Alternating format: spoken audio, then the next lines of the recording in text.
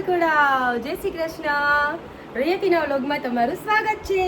હાલો આજે આપણે ફરીથી ક્યાંક બાબા જઈએ અને ફરીથી તમને એક સરસ મજાની જગ્યાના દર્શન કરાવું। મારી સાથે રહેજો। કે પપ્પા તમે ખૂબ સરસ જગ્યાએ જાય છે પણ હું બોલી નહીં શકું, તમને મજા નહીં આવે। તમે પોતે જોશો ને એટલે ખુશ થઈ જશો। દર્શને કરજો, જગ્યાએ બહુ સારી છે। જય શ્રી કૃષ્ણ બધાને। મેં તો એમ નહીં કીધું કે હાલો તો માર ન થાવ, એને મેચ ચાલુ થઈ જાય ને, આ બધા આઈપીએલ વાળા હોય ને ઇન્ડિયા। હાલો હાલો આવજો, રામે રામ।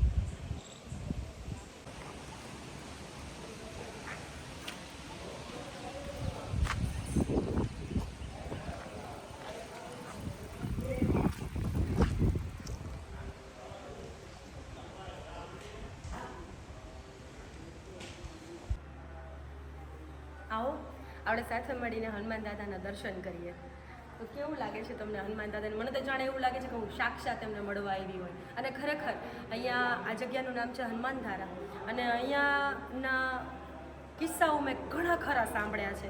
અહીંયા મેં એવું સાંભળ્યું છે કે અહીંયા બહુ બધા સાપ છે, અહીંયા લોકો ગણેશજીને વિસર્જન કરવા આવે છે। ખૂબ જ સરસ જગ્યા છે, અહીંયાની પ્રકૃતિ એક અનોખી શાંતિ આપે છે। એટલે હવે સાથે મળીને આપણે હનુમાન દાદાના દર્શન કરીએ। આવો કવન સુકાજ કઠિન જગમાહી, જો નહીં હોય તાત તુમ પાહી।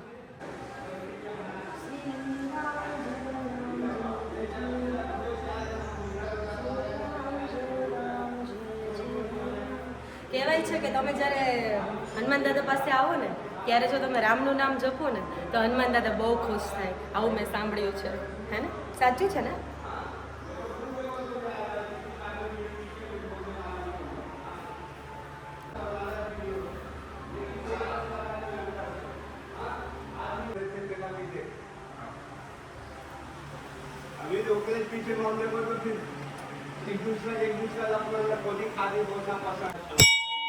મિત્રો ક્યારેક ક્યારેક છે ને આવી રીતના પ્રકૃતિના ખોળામાં આવી જવાય,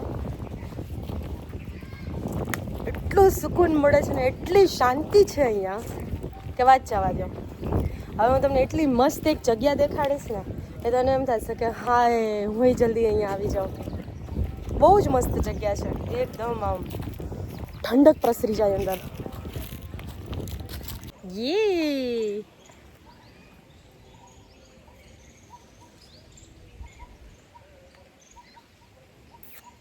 છે ને એકદમ મસ્ત જગ્યા, સુકૂનથી ભરપૂર। યાર રાજકોટમાં આવું ક્યાં જોવા મળે? હવે તો તમે સમજી ગયા છો ને, આ હનુમાન ધારા જે આ મંદિર છે ને હનુમાનજીનું, એની પાછળની સાઈડમાં છે આ। હમણાં તમને આમાં નજીક લઈ જાઉં।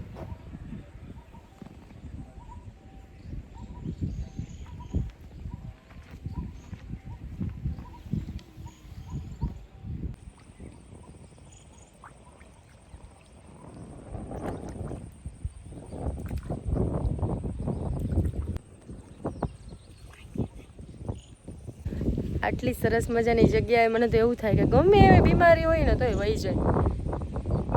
જો તો ખરા કેવું સૌંદર્ય છે, દુનિયાના તમામ સૌંદર્ય પાસે આ સૌંદર્ય એટલે આમ કેવું પડે કે વાહ, એમ બધું ટૂંકવું પડે।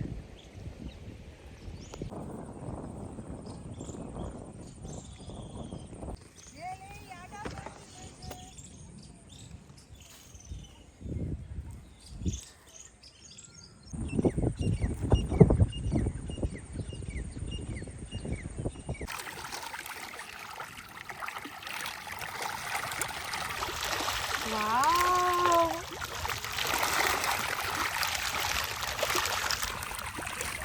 માછલીઓ જોઈને કેટલી ખુશખુશાલ છે. શું કામ ખબર છે? કારણ કે આ માણસ છે ને, આ જાળ આજકાલ માછલીઓને ફસાવવા માટે નથી બનાવતું. માણસને જ ફસાવે, એટલા માટે માછલીઓ ખુશખુશાલ છે. આવો અવતર્યો માછલાઓ, ખાઓ. જવાની કેવી મજા આવી ગઈ.